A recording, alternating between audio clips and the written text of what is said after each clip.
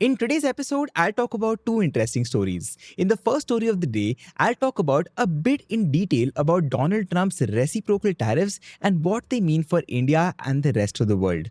And in the second story of the day, I'll talk about India's nuclear ambitions and everything around it that is interesting for people like you and me to know. Welcome to the Daily Brief Show by Zerodha, where our aim is to cut through the noise and simplify the biggest news and stories in the financial markets in a way that is easy for all of you to understand, yet one level deeper as compared to your traditional news channels. I am your host Anurag Bansal, and today is Friday, the 4th of April. Now, today is a very special video because this is the 200th episode of the Daily Brief. We started back in mid-2024 with absolutely no clue what this would mean and whether people like you would actually enjoy making it a part of your daily routine. But the response obviously has been phenomenal, and our entire team is super grateful for all of it. So thank you to each and every one of you for tuning in every morning or every day and hearing whatever we rant about the financial markets and the economy. All of this truly means the world to us, and genuinely thank you.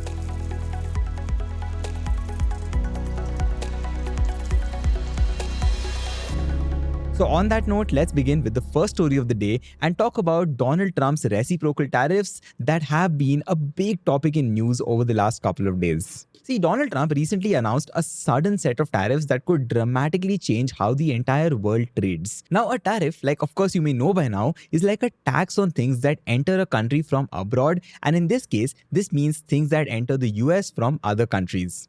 Until now, there were already tariffs on some items like steel, aluminum, pharmaceuticals, etc. But what Trump announced is on a completely different scale this time around. Now, starting this Saturday, which is the 5th of April, every single product that enters the United States will face a 10% tariff. Then, beginning next Wednesday, which is the 9th of April, 57 countries will have to pay an extra tariff on top of this 10%. And India, mind you, is on that list. We are being hit by what looks like a 20% tariff, and nobody seems absolutely sure whether that 27% gets added on top of the old 10% or not, but from all the signs, it does seem to be added up. So in other and simpler words, Indian products might now cost 37% more to American buyers. And now I know all of this might sound a little bit confusing because of the kind of overwhelming news that is all around us. So let me in this story break things down in super simple and easy terms as to why this matters so much to people like you and me. See, the United States is the biggest importer on the planet. In 2024 alone, they bought 3.3 trillion US dollars worth of goods from other countries. And if you compare that number to the size of India's entire economy, it is roughly the same. So basically, 3% of everything that is produced across the world lands up in America. So when America suddenly decides to charge higher taxes on those very imports, it can obviously shake up the entire global economy. Businesses around the world have spent years and even decades shaping their strategies around selling to the United States. But now, a huge piece of that market will become more expensive and harder to reach. Think about the jobs that are involved in making and shipping these goods. Think about the chain reactions that will ripple through the system when those orders start shrinking or shifting. Some people fear that this could even trigger a recession, which is a period where economic growth slows down or even declines. The only tiny bit of good news here is that these new tariffs do not apply to certain things that already had been taxed in the past, like steel and aluminium. But that also means that all of the old tariffs remain, and now there are new tariffs on top of them for almost everything else. So basically, if an item was already taxed when it entered the United States, it may not get an additional increase. But if it did not have any tariffs before, it now gets slapped with a 10% or a higher tax rate if it belongs to one of those targeted countries.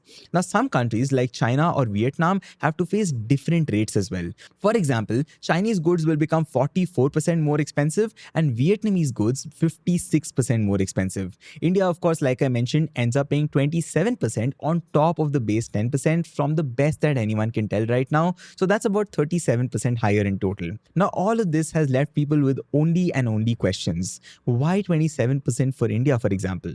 Now, Trump claims that it is because India charges a 52% tariff on American goods, so he believes that 26 or 27% is fair by comparison. During his announcement, he held up a giant board that listed numbers for different countries. He insisted that he was simply doing to them what they supposedly do to America, only at a bit of a discount. India, very tough, very tough. The Prime Minister just left.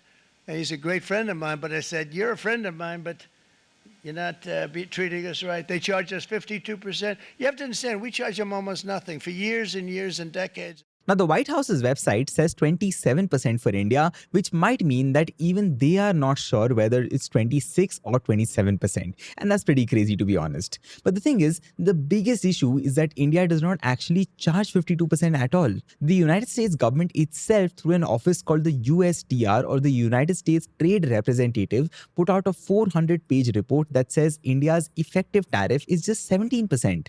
Trump's own executive order about these new tariffs also says 17%. So then the question is, how did Trump even come up with that 52% number? The thing is, if you look closely at his board, it lumps together currency manipulation and trade barriers, which actually considers custom duties, but it's not at all clear how they turned all of that into a neat number like 52%. Now, some people are guessing that they might have done some sort of quick math using the trade deficit number, which is the gap between what America buys from India and what India buys from America, and pretend that that number is our tariff. Now, of course, nobody can say what is happening for sure. Meanwhile, the end result is that America will be charging India at a rate that has not been seen since the days of the license Raj. And of course, we should also note and remember that this is not only happening to our country. Many countries are angry across the world because they too feel that they have been singled out unfairly, or at least very, very harshly. Now, tariffs normally target specific items, like we are going to tax specific types of machinery at 20%, or say we will tax certain agricultural products at 30%. But the thing is, this time around, Trump is charging a flat 10% on just about everything, plus extra percentages for some countries, all in one go. And this, of course, is a lot less precise than what you usually see in trade policy. American businesses that import absolutely anything will suddenly face higher costs, and they just cannot simply stop importing certain critical components like rare earth minerals because they do not even exist in big quantities within the United States. Even everyday products like chocolate cannot be grown in many parts of America, so they have to be imported. And these very tariffs could, of course, raise the prices of a lot of common goods in the United States. But the thing is, Trump insists that these dramatic tariffs will fix what he calls an unfair system. He basically believes that other countries have taken advantage of America for many years now, and they have built their economies by exporting large amounts to the United States and not really buying enough back from America in return. This is what he calls the trade deficit, and he sees it as a sign that America is somehow losing now. Some economists say that there can be situations where a trade deficit does reflect deeper economic problems. For example, people like Michael Pettis argue that certain countries become export powerhouses by holding down their domestic consumption, more or less forcing other countries to buy their products. But those economists also say that blindly placing tariffs on just about everything is not really the smart way to solve these very structural issues. They point out that even if the United States wants to fix its overall trade deficit, it might not really help to focus on each country individually. And of course, simply making imports more expensive does not build up your own industries overnight. And that is why there is so much uncertainty around this topic right now. Nobody for sure knows how markets, governments, and ordinary people like you and I will respond to tariffs this large, especially since all of this happened so quickly. There are many ways the world might react. Some countries might retaliate with their own tariffs, others might actually try to boost their own industries through subsidies so they can keep exporting, and some others might let their currency fall in value so that they can make their exports cheaper even after these tariffs. And depending on how each country responds, we could see all sorts of new supply chains, alliances, and even trade wars coming up. In the worst case scenario, all of this could sort of start a spiral which drags down global growth, very, very similar to what we saw in 2008 during the big financial crisis when economies around the world took many, many years to recover. Meanwhile, many people are now interested in watching how Americans themselves will handle this sudden jump in prices. Because as soon as these tariffs apply, the cost of buying things from outside America might rise very sharply. A simple way to think about it is that if these tariffs start to collect hundreds of billions of dollars, someone has to foot that bill, right? It might be the companies, or it might be American consumers, or maybe it could just be both of them. If Americans start seeing their regular bills and their shopping costs go up at scale, they might start blaming Trump's tariffs at the end of the day. But on the other hand, some Americans might actually simply start accepting paying more, either because they strongly believe in buying American made, or they do not just notice the increases as much. We basically have no way to know how big these effects will be because the world has never seen a tariff shock of this size in living memory. Now, some companies in America could try to swallow some of that extra cost instead of raising prices, but most companies cannot do that for too long if they want to remain profitable. And when every company is in the same boat, it becomes easier for them all to raise prices at once and obviously hurt the consumers in the end. So far, some economists and financial players like JP Morgan are predicting an entire recession. Traders on Polymarket, which is a prediction market that many people follow because it had correctly called Trump's election victory when absolutely nobody else did, are also leaning towards a possibility of a US recession.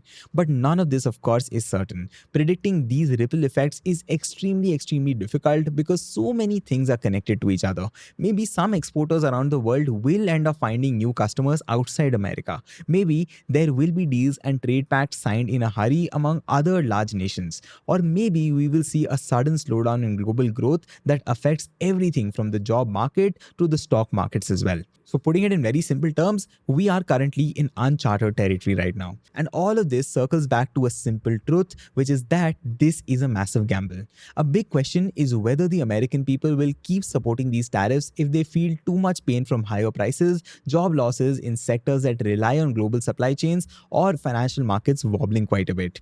If Americans decide that they do not like the new policies, they might even push Trump or any future leaders to remove these tariffs. But if Americans tolerate the price increases or they believe that the new system creates more jobs in factories at home, we could be looking at a long-term shift in how the world's largest economy trades with everybody else. All we know for now is that this is unprecedented in modern times. Nobody can accurately predict how it will reshape global supply chains or whether other countries will build up a completely new network of deals among themselves. Some people worry that it could bring out even more harsh policies around the world, causing countries to become more protective of their own markets. But some others think that it might push nations to band together and reduce their dependence on America altogether. We will just have to wait and watch as all of these events unfold day by day, every single day. But it is important to appreciate how fast all of this has happened. In just one single week, we have gone from expecting to hear of a possible announcement about a trade to actually seeing a massive system-wide tariff on almost everything that the United States imports.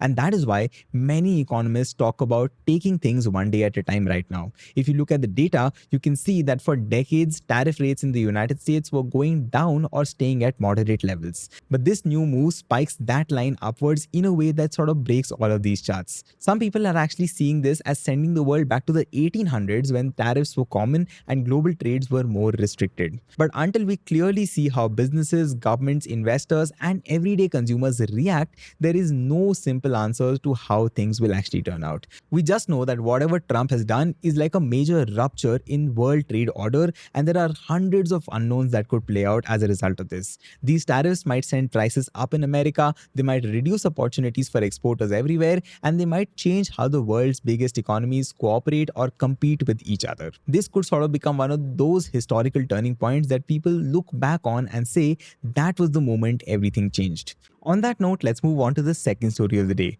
See, NTPC, which is our country's largest power utility company, wants to now add 15 gigawatts of nuclear power capacity to its portfolio. And in order to understand why this matters, what we need to know is that India's total installed nuclear capacity today is only about 8 gigawatts. So if NTPC actually follows through this, it could nearly triple what our country currently has in place. But that is only a part of a larger dream. India actually hopes to reach 100 gigawatts of nuclear capacity power by 2047, which given where we stand right now is an incredibly ambitious target. Now these nuclear developments also fit into a broader plan. India basically wants to add 500 gigawatts of non-fossil fuel energy by the year 2030. Sun and wind have been the focus for a while now because people often see them as the in thing for clean energy. But the problem with solar and wind is that they just cannot produce electricity all the time. The sun sets, the wind drops, and the grid cannot really rely on them as a constant source of power.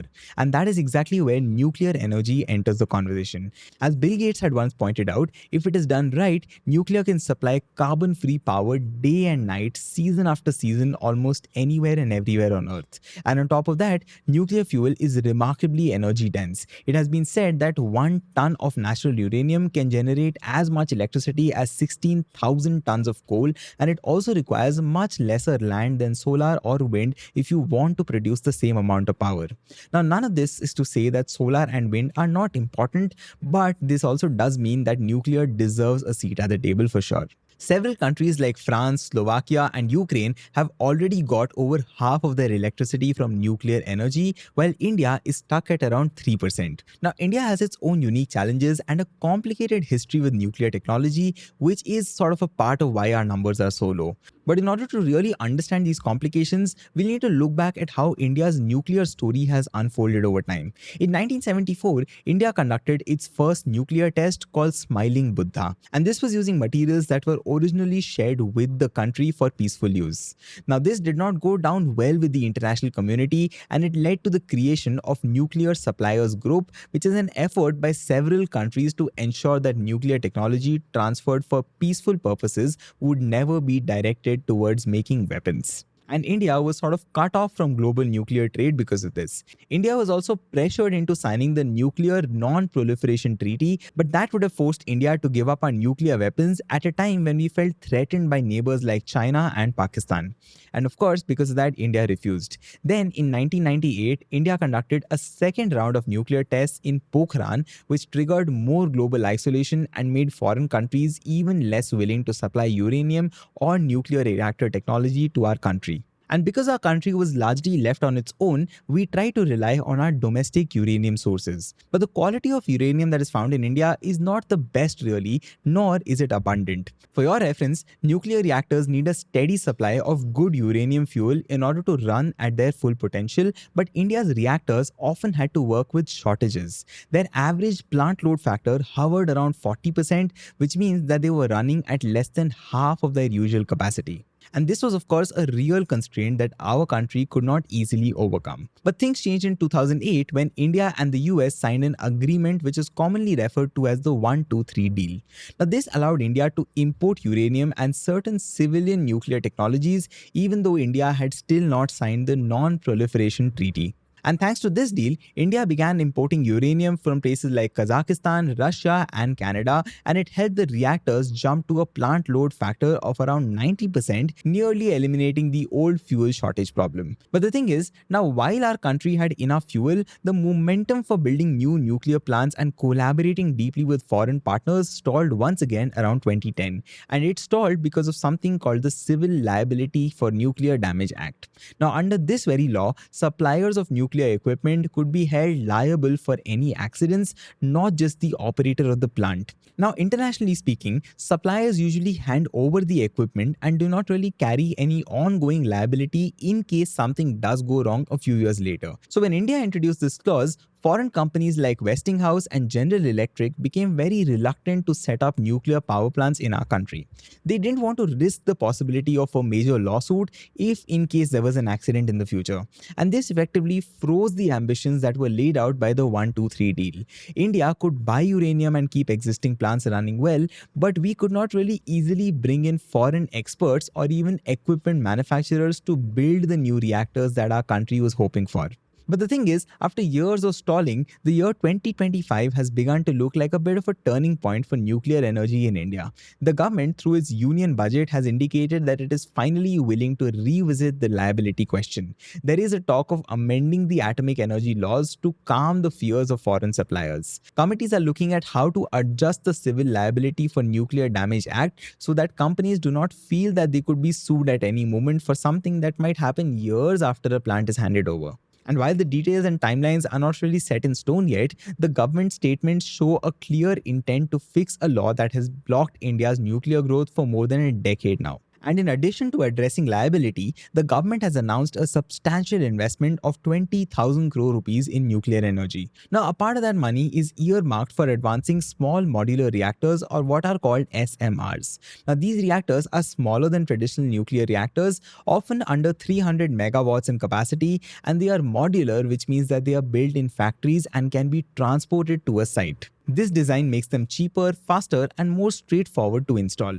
They also tend to have safer features built right in, like automatic cooling systems that kick in even if there is a power loss, and many others. And because they are less bulky, they can also be placed in areas that cannot handle a full-size nuclear plant, and they are seen as specially useful for remote locations or for quickly boosting the power supply in certain regions. India has also taken a step towards international cooperation on SMRs. The US Department of Energy has given Holtec International the green light to share some of its SMR technology with three private Indian companies, which is Holtec Asia, L&T, which is Larsen and Toubro, and Tata Consulting Engineers. Now, this is a big deal because countries often protect nuclear technology very carefully because they are worried it could be used for making weapons. Now, this approval does come with conditions like regular reporting to the US and strict limits on how the technology can be passed along. The US has not given the same permission to Indian government entities like NTPC or NPCIL because the US still wants clear non-proliferation guarantees from these very agencies. The memory of India's 1974 test, which used materials that were meant for peaceful uses, still has some countries worried. But the good news is that SMRs are generally seen as low risk for weaponization given their size and the tight oversight that they typically come with. Meanwhile, NTPC's plan for 15 gigawatts of nuclear power might not find immediate help from American companies unless liability laws change and the US receives all the assurances it wants. And that might leave room for other countries like Russia to step in. But no matter which way this entire thing goes, the fact that India's nuclear sector is showing strong renewed movement is very important to know. For a long time, nuclear power in India felt like it was in slow motion of sorts, partly because building and commissioning a nuclear power plant can take many years, and partly also because of complicated laws and regulations that move along very slowly. But still, the signs now are a lot more positive than they have been in many years. After a long period of stagnation, India's nuclear ambitions seem to be gathering a lot of momentum now. There is promise of technology transfers for SMRs, there is a possibility of fixing the liability roadblock, and there is the wider context of India's push for cleaner energy to meet its ambitious climate and power goals. Like you may imagine, of course, none of this is going to happen overnight because nuclear power by its very nature cannot be built in a blink. But a few crucial steps have been taken, and it is definitely worth watching carefully to see how all of this unfolds, because if India succeeds in scaling up nuclear energy, it could completely change the country's power mix in a big way and also set an example for how other nations can balance their energy security with their climate goals. That brings me to the end of today's two stories. Now let's move on to the final section of the day and talk about the quick news headlines. First, Indian companies raised 58,000 crore rupees from overseas capital markets in FY 2025, marking a 28.5% increase from 45,000 crore rupees in FY 2024, according to data from Prime Database. Now, this figure also represents a significant rise from 15,592 crore rupees mobilized in FY 2023. Second, in a fresh order related to the NSE co-location case, SEBI has imposed a 5.2 crore rupee penalty on OPG Securities and its three directors. This action follows a prior SAT ruling that had set aside SEBI's earlier order of 15.57 crore rupees. Third and the final one for the day, Tata Power is set to expand its coal-based capacity for the first time since 2019 by adding 1600 megawatts to its existing 1980 megawatt Prayagraj power generation plant in Uttar Pradesh. This move comes as India's renewable energy sector faces hurdles such as weak tender demand, land acquisition issues, and over 40 gigawatts of unsigned clean energy sale agreements. That's all the news and stories I have for you today. I hope you enjoyed this show and maybe learned something new from it today. This is your host Anurag Bansal signing off. Take care and goodbye.